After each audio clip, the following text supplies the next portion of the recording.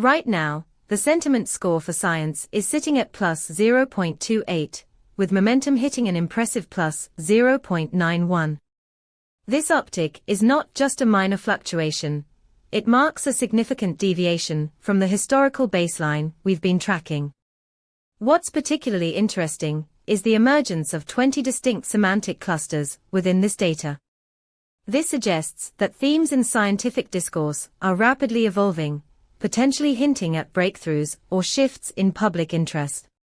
With our API, you get a detailed analysis of these sentiment shifts, allowing you to integrate real-time insights directly into your applications.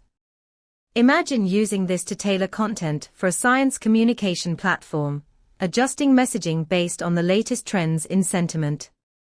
To dive deeper, check out our documentation at pulsebit.lojenterprise.com/docs. Let's harness this data together.